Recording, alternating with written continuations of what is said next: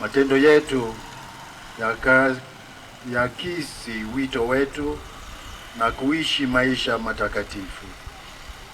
Tusaidie kuthamani kipawa cha uhai tulichojaliwa na heshima inayotokana nacho.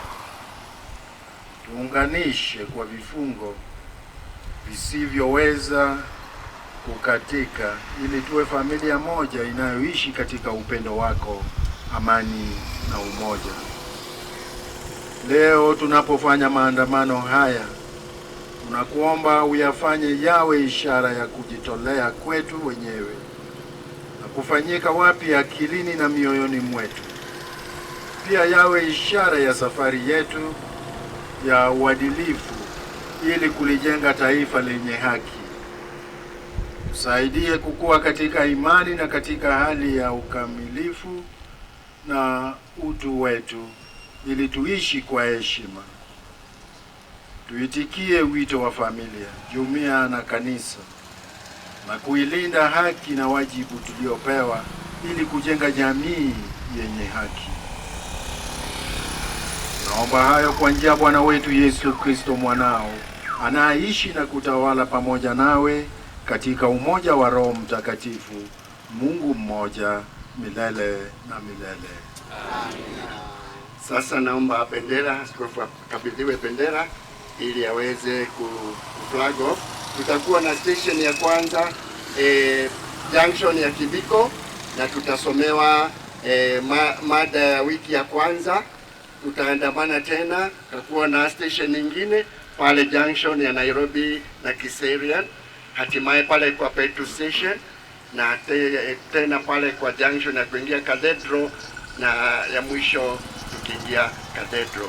Kwa hivyo tunaomba tutumie lane moja kiongozwa na polisi pamoja na band, na tuende kwa utaratibu.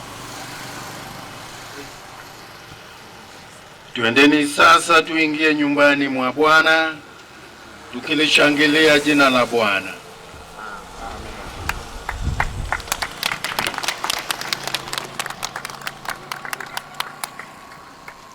Makofi mazuri jamani.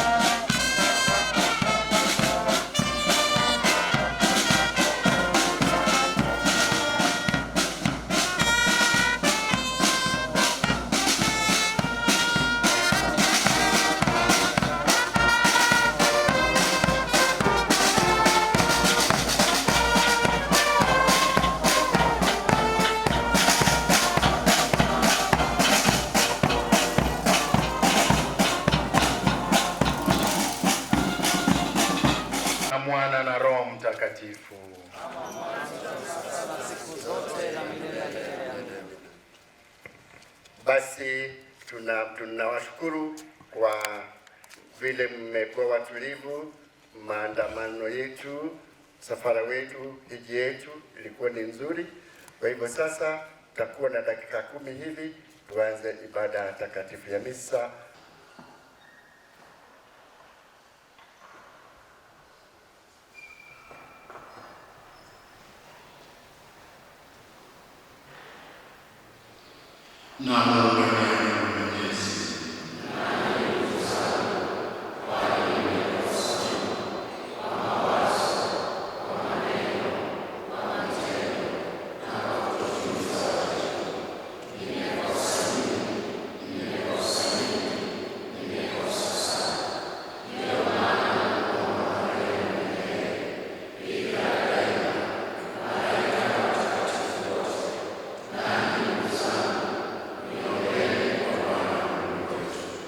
Mungu Mwenyezi atuhurumie, atusamehe dhambi zetu, atufikishe kwenye uzima wa milele.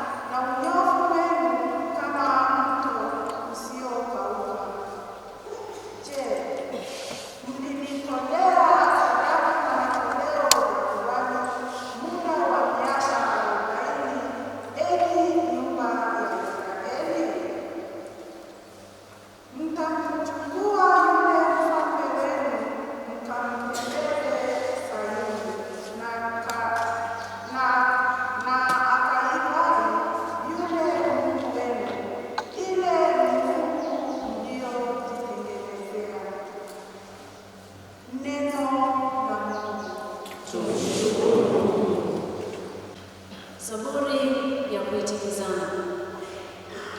Tazama jinsi ulivyo vema na kupendeza, ndugu wakae pamoja kwa umoja. Kupendeza, ndugu wakae pamoja kwa umoja. Tazama jinsi ulivyo vema na kupendeza, ndugu wakae pamoja kwa umoja.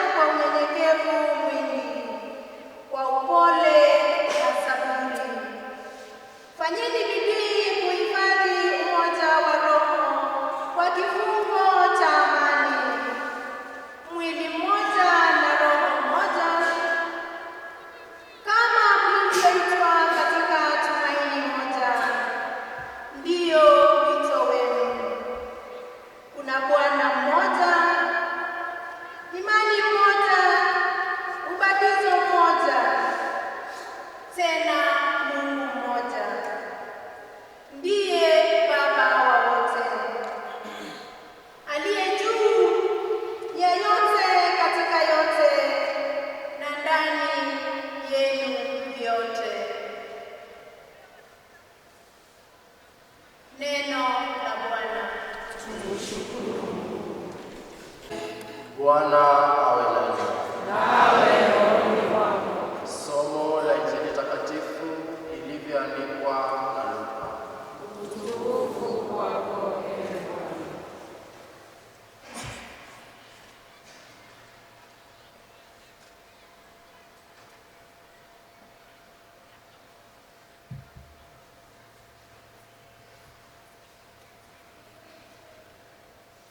Palikuwa na mtu tajiri aliyezoea kuvaa nguo za rangi ya zambarau na kitani safi, na alijifurahisha kwa kufanya sherehe siku kwa siku. Mlangoni pake alilala maskini jina lake Lazaro, aliyejaa vidonda. Alitamani kushibishwa walao makombo yaliyoanguka kutoka meza ya tajiri. Wakaja pia mbwa wakamlamba vidonda vyake. Siku moja maskini alikufa, akachukuliwa na malaika kifuani kwa Abrahamu.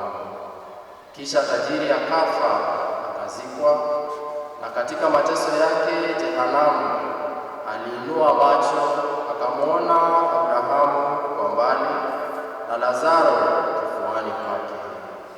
Akapaza sauti akalia, Baba Abrahamu, unihurumie, umtume Lazaro achovye ncha ya kidole kwenye maji, apoze ulimi wangu, kwa maana nateswa sana katika moto huu.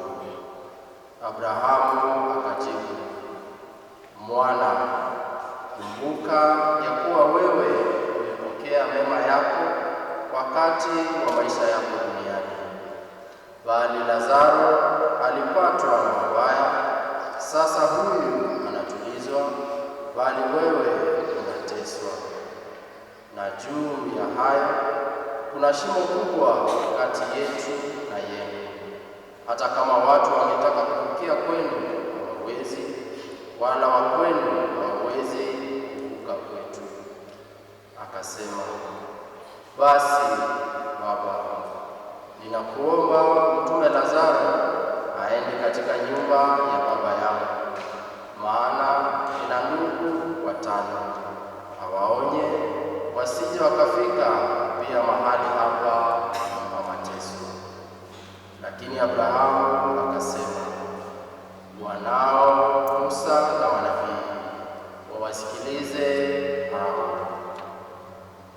Yeye akasema, sivyo Baba Abrahamu, bali mtu akienda kwao kutoka kwa wafu watatubu. Yeye lakini akajibu, wasipowasikiliza Musa na manabii, hawatapokea ushuhuda wa mtu aliyefufuka katika wafu. Injili ya Bwana. Sifa kwako Ee Kristo. Maujaji wa matumaini, Pamoja katika sala. pamoja katika sala. Maujaji wa matumaini. Kipindi cha Kwaresima imekaribia, na leo hii tunazindua kampeni ya Kwaresima kama Jimbo Katoliki la Ngong. Hiki ni kipindi cha uongofu wa ndani na ukuaji wa kiroho, wakati kweli wa kumrudia Mungu kwa moyo wote.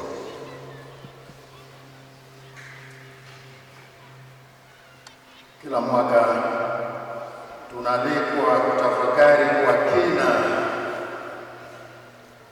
maneno mawili: Kwaresima ina maana gani kwangu binafsi?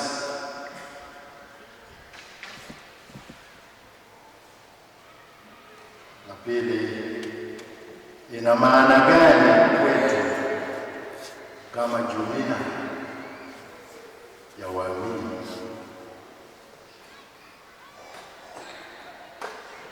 Hakika Mungu ndiye muumba na baba yetu.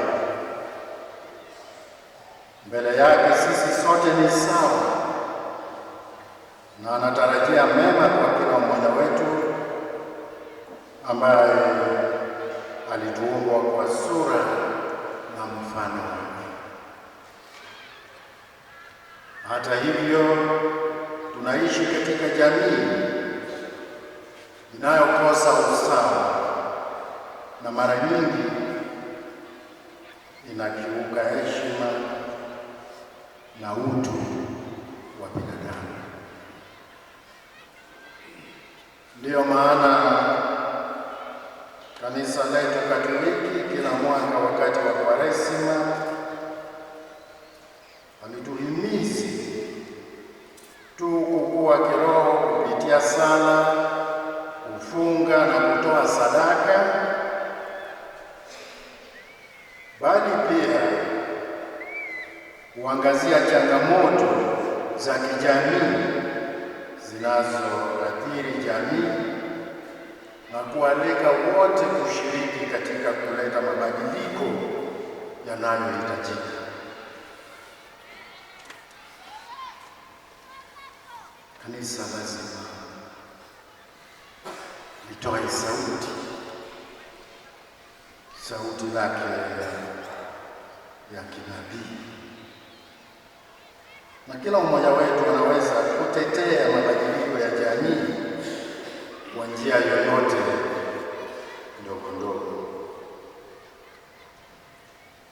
Na mwaka huu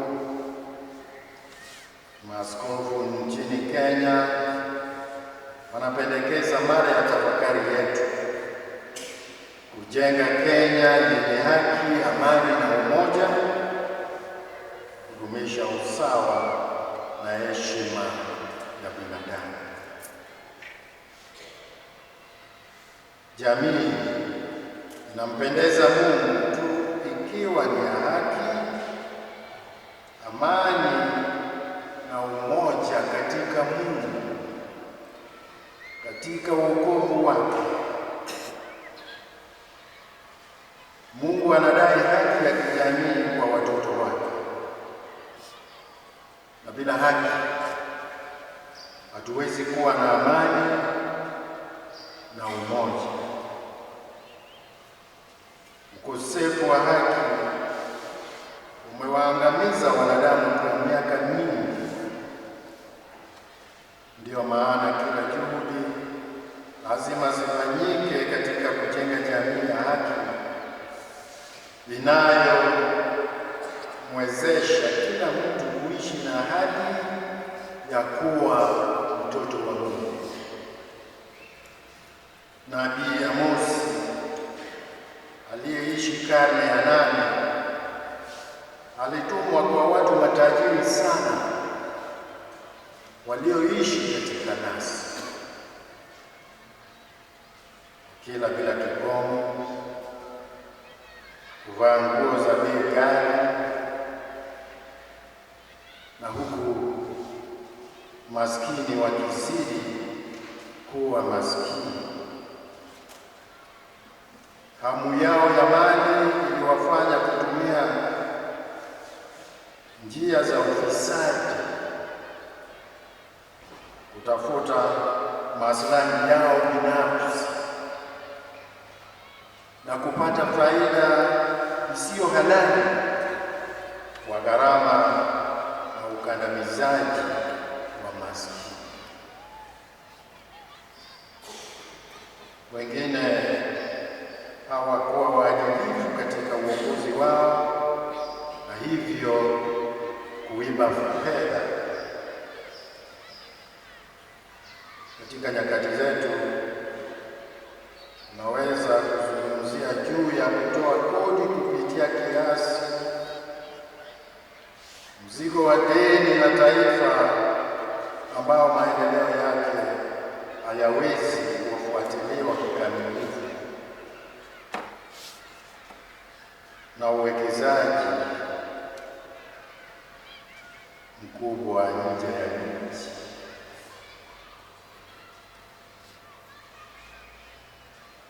Na hii inaweza kutendeka hata katika familia. Father borrows money, takes a loan for a particular intention. In the end, you don't see what that loan has achieved. Mama, vile a son or a daughter can also convince the parents to facilitate a loan facility for a particular intention. At the end of the day, nobody knows where that money has gone.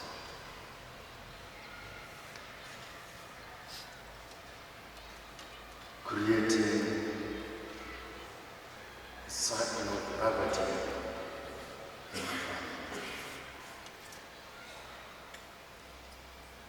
Kwa sababu matajiri walikuwa wakiwanyanyasa maskini na kukosa huruma, Mungu alikataa sadaka zao, michango yao na hata nyimbo zao. I refuse your offerings, your sacrifices, your songs.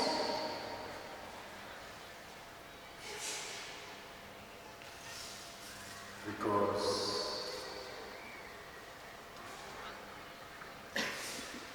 they are not worthy before. Kupitia kinywa cha nabii Amosi, Mungu alisema kile alichotaka kukiona miongoni mwa watu wake: haki na itiririke kama maji, na uadilifu kama moto unaoendelea.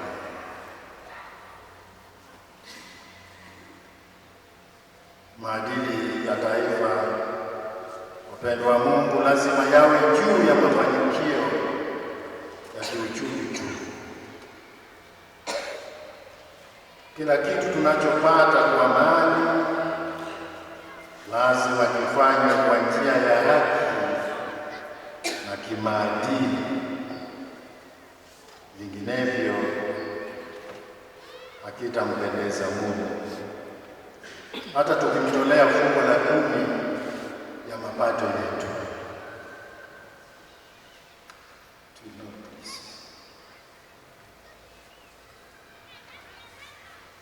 katika Injili tunakutana na mfano wa mtu tajiri ambaye huenda alipata utajiri wake bila kudanganya au kufanya dhuluma, lakini alipofariki hakuingia paradiso. Sio kwa maana tu alikuwa tajiri, na kwa sababu wakati alipokuwa duniani hakuwa na huruma kwa Lazaro, mtu maskini aliyekaa langoni kwake kila siku. He was indifferent. And indifference is worse than hate. Kutojali ni mbaya zaidi. Hakujali. Aliona mateso ya Lazaro, lakini alikataa kushiriki mali yake. Refused to share those many resources that he had. Mfano huu unafunua kweli kuu ambayo wengi bado hawaielewi ya kwamba mali za dunia zimetengenezwa kwa kila mtu. Ikiwa tuna zaidi, inatubidi tushiriki na wale ambao hawana chochote au wana kidogo sana. Kila binadamu anastahili kuishi kwa heshima na kupata mahitaji yake ya msingi. Everybody has a right to essential needs, basic needs.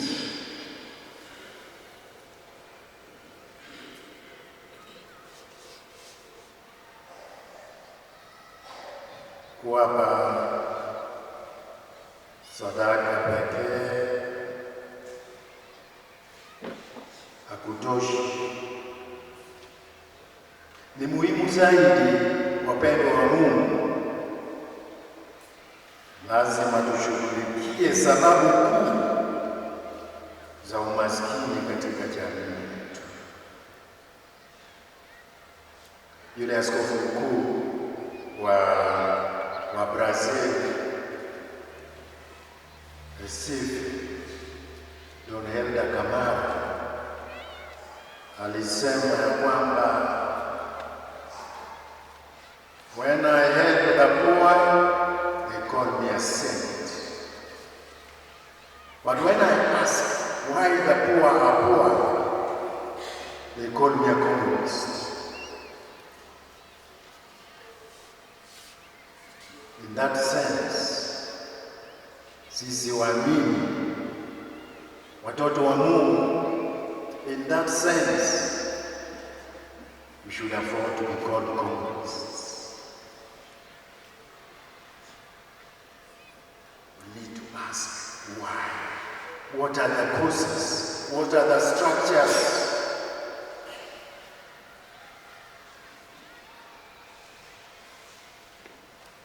For great injustices among the people.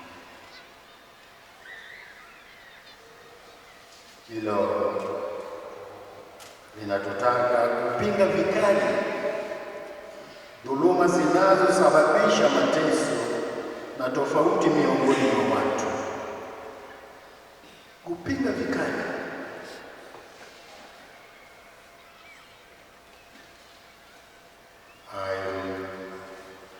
Usiwe kwamba maskini waishi katika paa zinazovuja,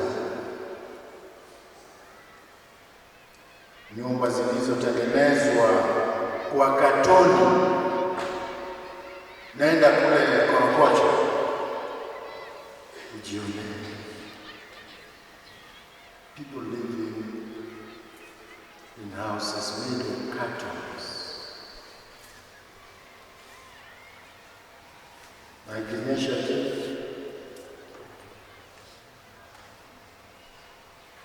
na ni watu kama wewe na mimi walioumbwa kwa mfano na sura.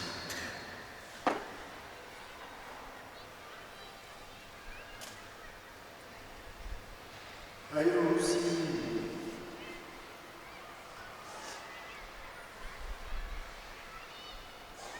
wanavaa rags,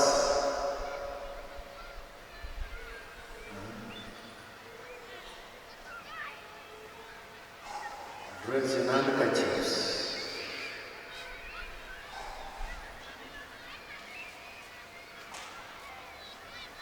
Wakati mwingine kuna kila baada ya siku mbili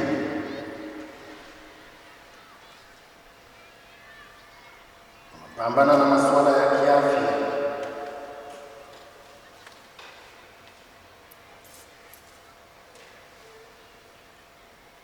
Hawana majira hata kuwasomesha watoto wao. We saw the crisis that was there when grade 10 were being admitted. Hundreds and hundreds. Wakasema hawangeweza.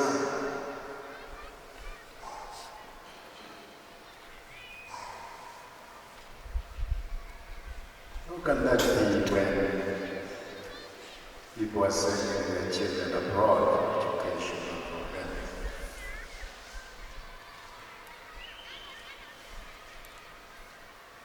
Na huku matajiri wakiishi katika majumba ya kifahari, wavae nguo za kupendeza na kumiliki mali kuu kila mahali na kutafuta matibabu na masomo nje ya nchi, badala ya kutengeneza vituo hivyo vya afya au vya masomo katika jamii.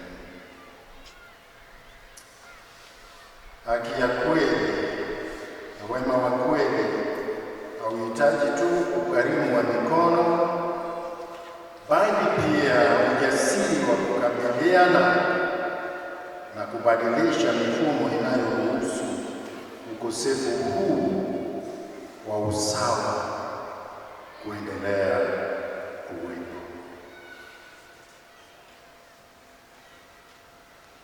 Hata upande wa mazingira,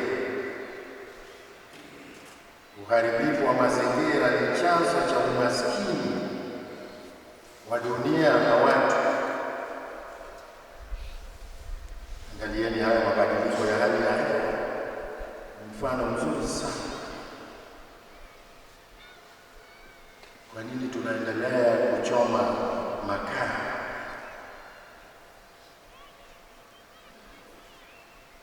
Kusababisha uchafuzi wa mazingira.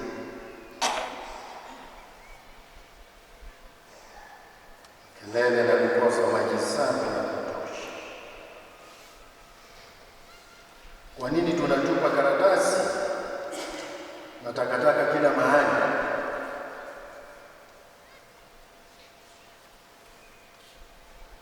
Just go past Nairobi Garden. You must drive very carefully. After enjoying mahindi choma, come to you.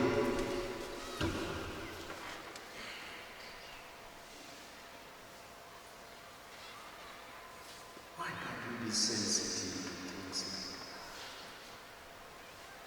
that? Hata nyama choma yenyewe, nyama is nicely wrapped for you in karatasi, nice polythene. Baadaye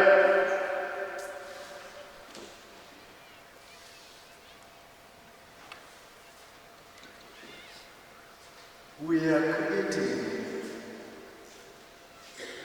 a very poor environment, and it will harm us in return.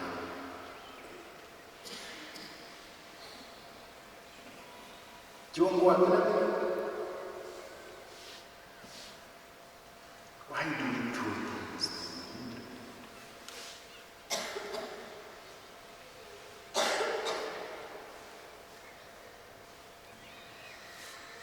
Kufuatilia utajiri kunaweza kupoteza heshima kwa uzuri wa maisha. Mazoea kama vile biashara ya viungo vya mwili inaendelea katika miji na vijiji vyetu. Even in our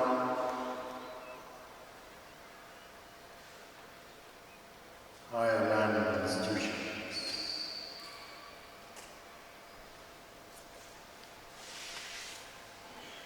Somebody here has just 50,000 is willing to give part of his or her body. Organ harvesting, and some of it is done by force.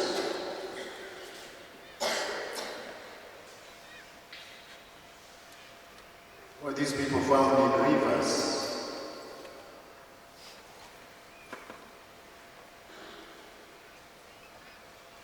Were these people whose parents cannot find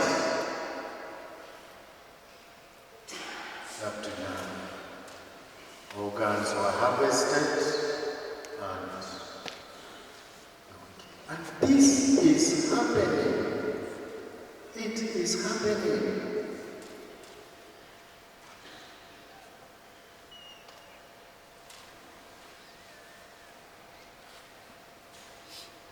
Kwa mtu aliyeumbwa kwa sura na mfano wa Mungu, ni kweli kupoteza heshima wa kibinadamu.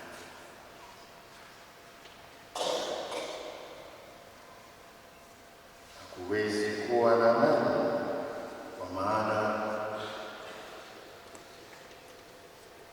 hakuna haki. Kwa mtazamo huo, teknolojia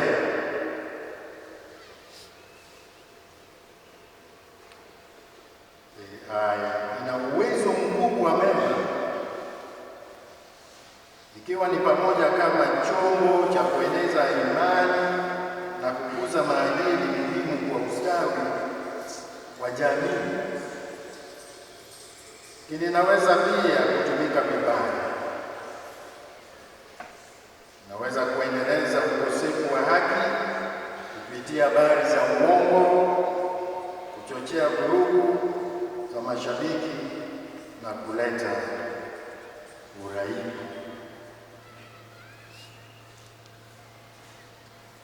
Basi vijana wetu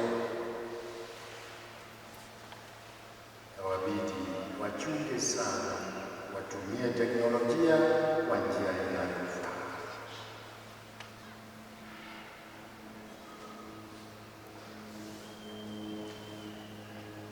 Maskini kwa namna zote lazima wapewe heshima katika jamii yetu, kwa sababu Mungu daima yuko pamoja na wanyonge, wanaodharauliwa,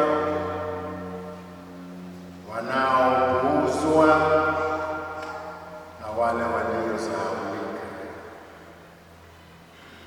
Mungu anadai haki kuachilia.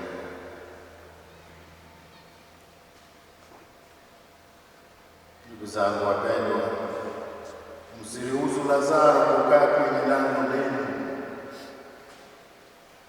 Mkaribishe ndani na mtetee kinachomfanya apunguzwe kuwa maskini na kuombaomba.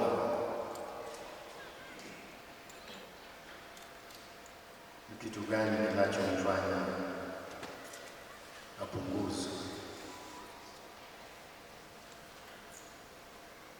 Kwa hivyo ni jamii gani tunayohitaji kujitolea kujenga?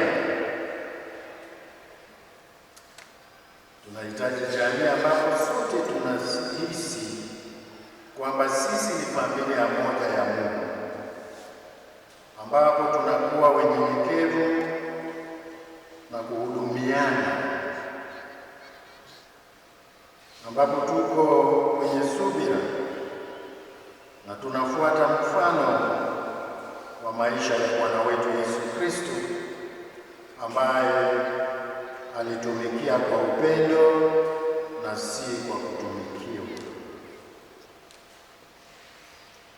Kweli ni kwamba tunaweza kuwa wa jamii, kabila, tamaduni tofauti, hata kuzungumza lugha tofauti, hata kuwa na hali tofauti za kifedha, lakini sisi ni familia moja ya watoto wa Mungu, kama Mtakatifu Paulo anavyotukumbusha. The fact that you earn bigger salary than me doesn't mean that I'm a less person. This is the attitude we must have. Utu. Sisi ni mwili mmoja katika Kristo, tumeunganishwa na Roho. Huu ndiyo muungano wetu. Tunga Zaburi anatuonyesha uzuri wa ukweli huu jinsi ilivyo vyema kwa ndugu na dada kuishi pamoja kwa umoja.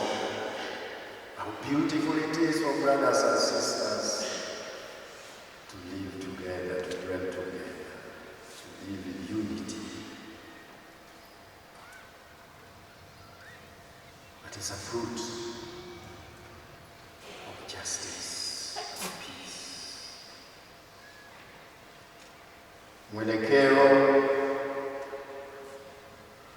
wa kushiriki katika kampeni za kisiasa za kudumu na hata katika kanisa lazima ukataliwe, kwani unaweza kusababisha mfarakano mwingi badala ya umoja.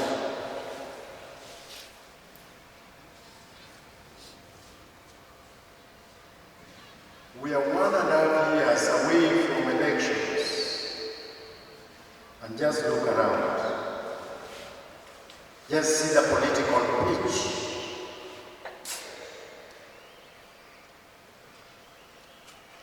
Instead of waiting for the right moment,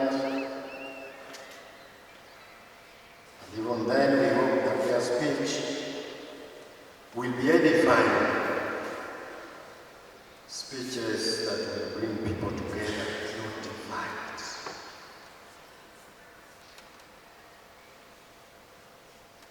So now we need speeches in church that divide is not permitted. God must have His peace.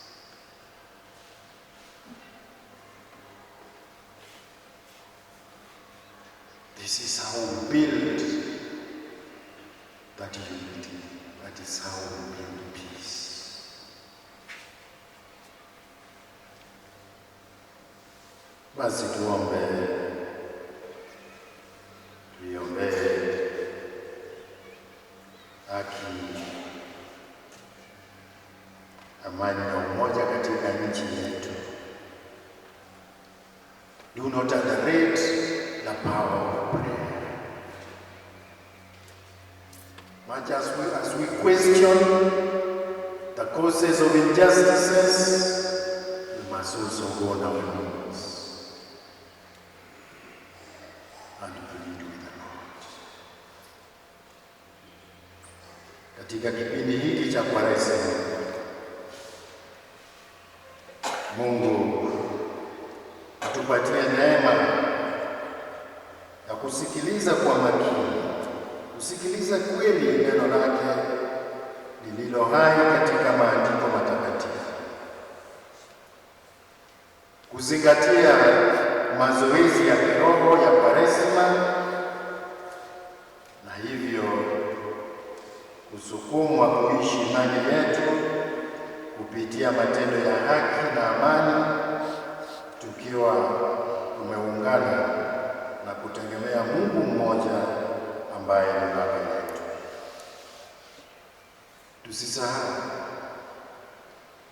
tukumbuke kwamba kinachohesabika sio tu kile tunachokikana kuachana nacho kwa nje, bali ni kile tunachokuwa nacho ndani yetu kwa ajili ya Mungu na watu wake. What will become at the end of this period? The change of attitude. What will become is what will define the success of our 40 days of Lenten season.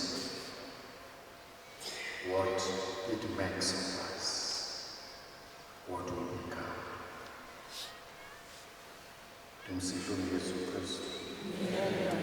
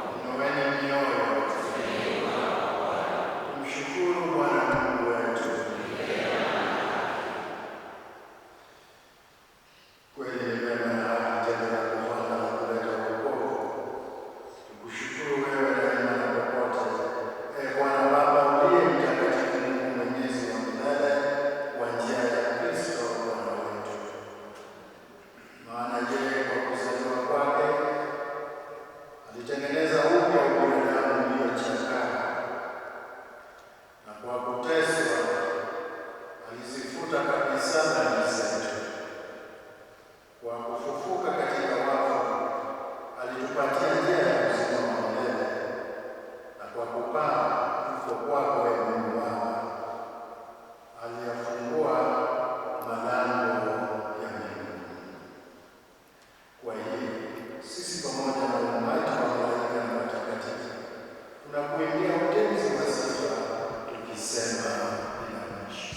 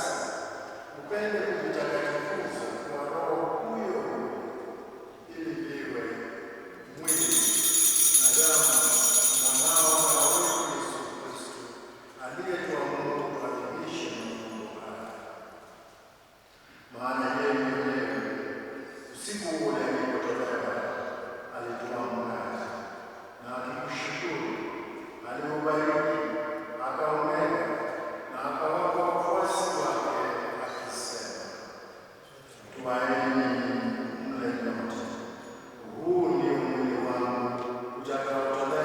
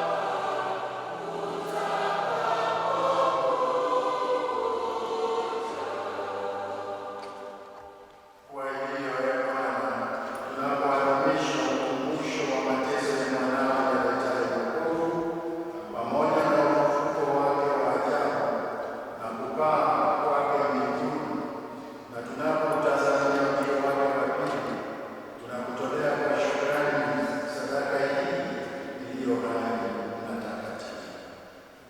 Tunakuomba uyaangalie matoleo ya kanisa lako, na kwa kumtambua yeye aliye kafara, ambaye ulitaka kupotezwa kwa sadaka ya kifo chake, tujalie sisi tunaotiwa nguvu kwa mwili na damu ya mwanao na kujazwa Roho wake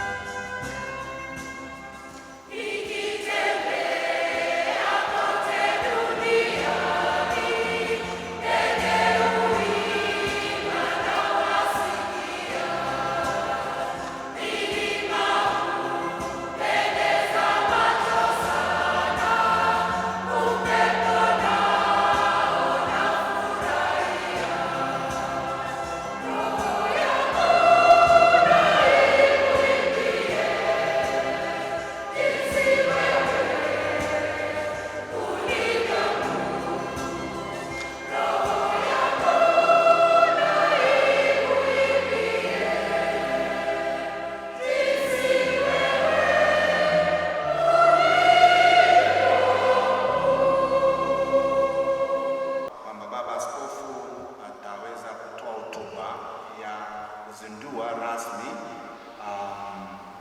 kampeni za Kwaresma mwaka huu. Kisha baada ya Baba Askofu kutoa hotuba hiyo, tutaenda moja kwa moja ku unveil the banner. Naomba iweze kuwa tayari.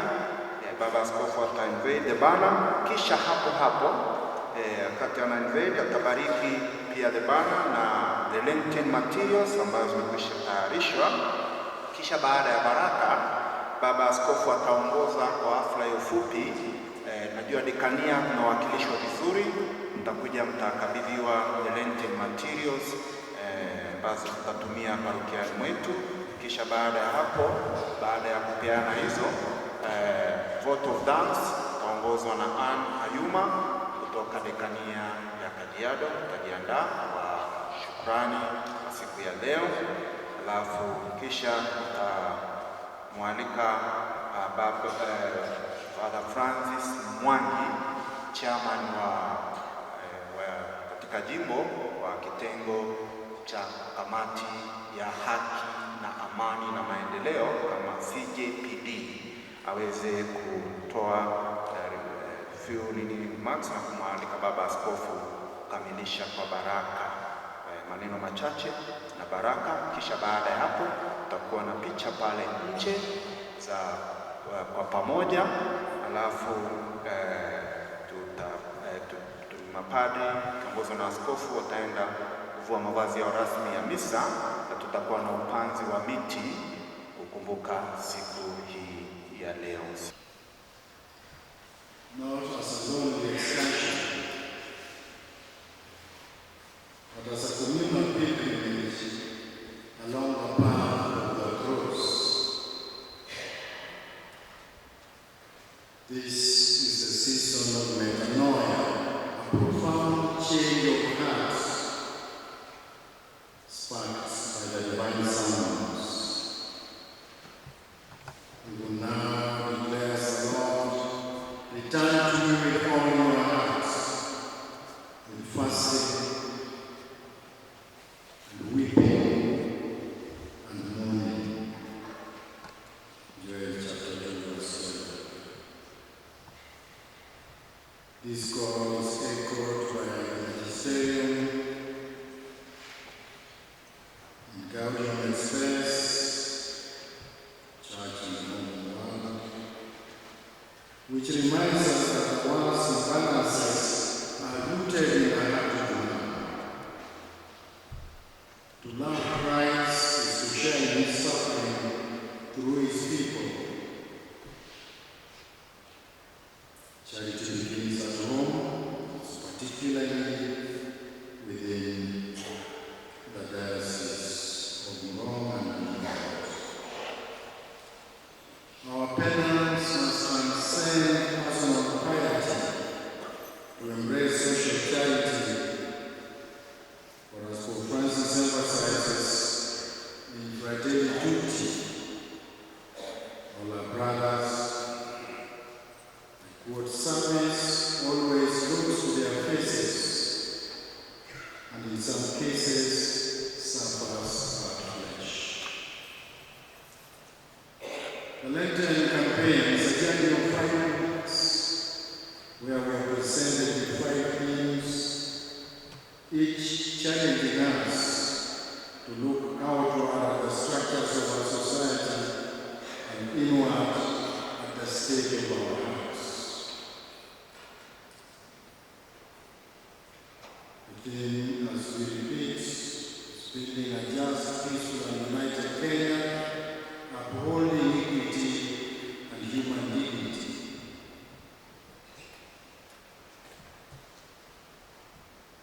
There are a number of pillars. The pillar of equity, Christ suffering in the poor. In week 1, we begin by examining the foundation of our nation with the theme leadership and integrity. Those in authority are reminded that authority is a sacred duty of service, not a license or entitlement. Justice is it's a requirement of our faith, not mere optional charity. In the scripture, the Lord promises that He will deliver the needy who cry out. Psalm 72. But this requires our cooperation through integrity. I call upon all leaders, civic and ecclesiastical, to lead using the phrase of Pope Francis of happy memories with a smell of the sheep. Remember that to neglect the poor is to neglect the suffering Christ. In week 2, we reflect on public debt and overtaxation. We address transparency in managing public debt and the impact of taxes on the family units. To build a just society, we must confront the systemic realities that keep our people in chains. And the burden of debts and the quiet pain of our households, we see Christ weighed down by economic injustice. The compendium of the social doctrine of the church teaches that the deprivation of the poor is a clear sign of a lack of justice. The pillar of peace, upholding human dignity. In week 3, we have the theme sanctity and dignity of human life. We reflect on the sanctity of human life and protection of human dignity. Our commitment is anchored in the fact that every person is the clearest reflection of God among us. Looking toward the 2027 general elections, we must affirm the sanctity of life and the image of God. As Gandhi says, teaches, peace is not merely the absence of war, but is rightly and appropriately called an enterprise of justice. No political seat is worth a single drop of human blood. In week 4, we reflect on youth and technology. The focus here is on the ethical use of artificial intelligence and digital platforms to protect youth from online manipulation and misinformation. Dignity also extends to our youth and technology. We must guide the young people to use digital tools to heal, to unite rather than to divide, ensuring progress never sacrifices human respect and human relationships. The pillar of unity, caring for our common home. In week 5, last week, we reflect on the response to the cry of the earth. This theme encourages environmental stewardship and the collective duty to protect our common home. Unity includes our responsibility to the earth. When forests are depleted, it is the Christ among the poor who thirsts first. Laudato Si reminds us a true ecological approach always becomes a social approach. It must both hear the cry of the poor and the cry of the earth. Stewardship is a spiritual mandate. Psalm 24 verse 1 says, "The earth is the Lord's and everything it is." A call to action. Our Lenten offering. I urge every parish and every small Christian community to embrace prayer, to seek the face of Christ in the marginalized, to seek communion with God, to embrace fast from the comforting of indifference, and to fast from the thorns of tribalism.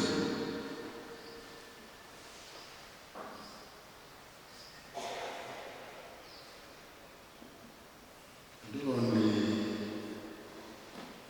use words and do only those things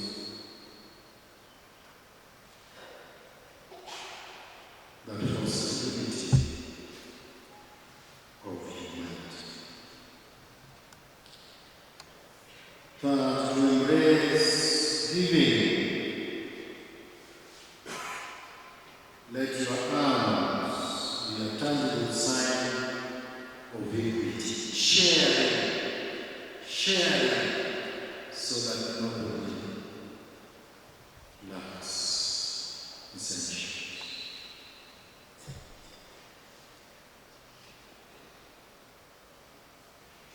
It's not this a kind of fasting and chosen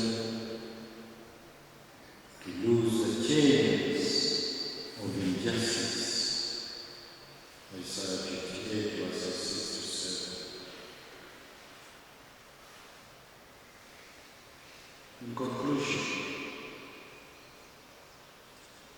a united Kenya is led by those willing to wash the feet of their neighbors.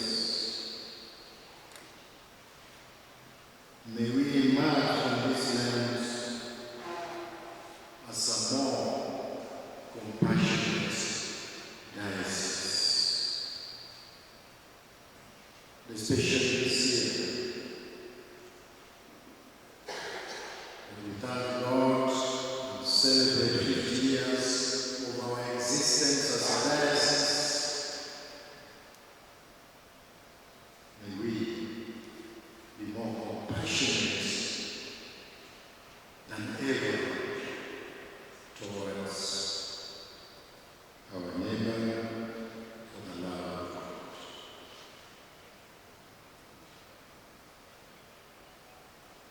And now declare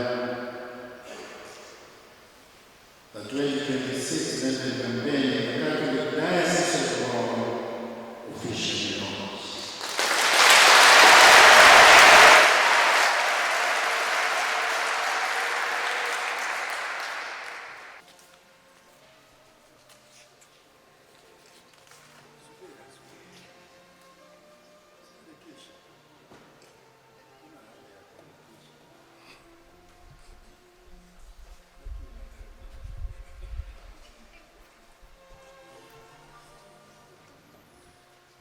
Building a just, peaceful, and united Kenya.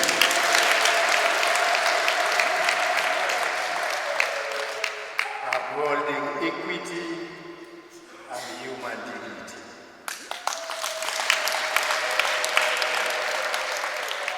Let justice roll down like waters and righteousness like an ever-flowing stream.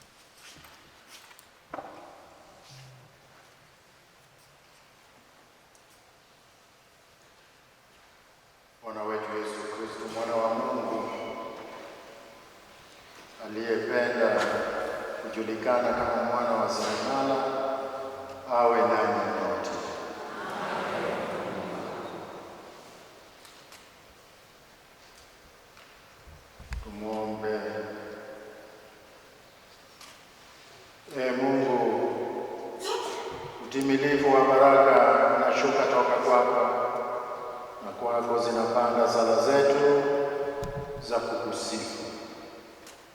Kwa wema wako walinde watumishi wako waliosimama mbele yako kwa imani na uchaji. Wamechukua vifaa vya kazi zao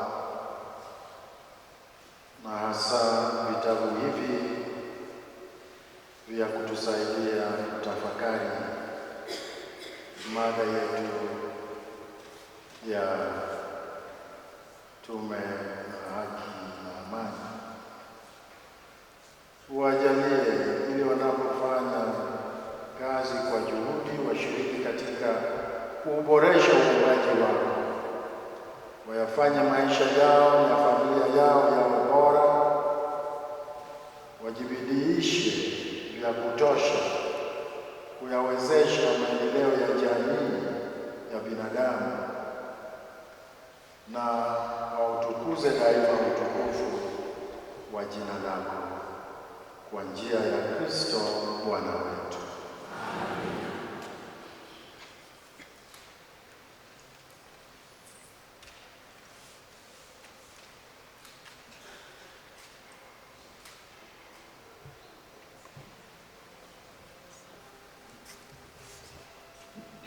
Basi nawaomba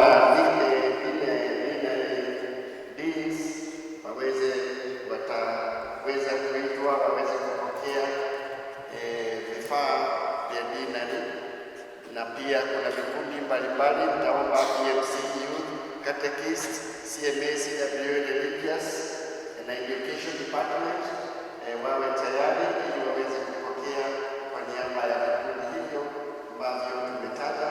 Kwa hivyo tutaanza na dinari ya Kilgoris. This is the first time that we launch this diocese-oriented campaign. Monday, we used to have Ash Wednesday, then we realized that not many priests were able to come, not many Christians and other dignitaries, parishes were able to participate.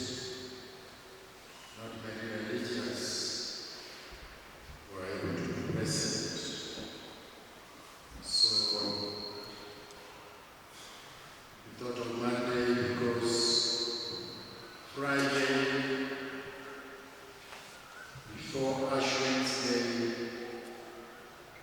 was decided by the conference bishops that that be the national launch. And that's why we pushed it to Monday, because Saturday again for our diocese will be challenging for priests to return to their parishes and be present on Sunday. And so, being the first one on Monday, I want to thank you, priests, who made this possible as pioneers of this shift. Our religious, our Christians who came from all over except one year. We hope that this being the first, next year and the years coming, there will be even a greater participation. But in good time, even those who are in a day like this will get permission in good time and set this year aside. I want to thank you most sincerely for making it possible today. Nawatakieni kila la heri ya kipindi hiki cha Kwaresma, kipindi chenye mafanikio na matunda mema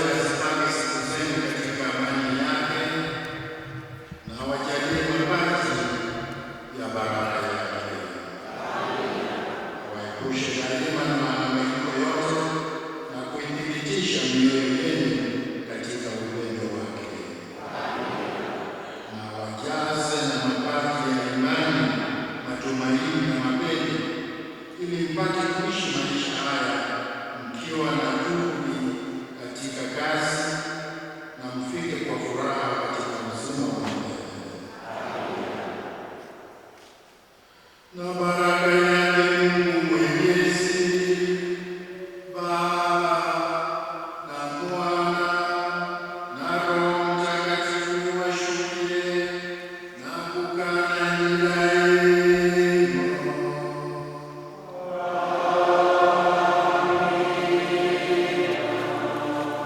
Amen.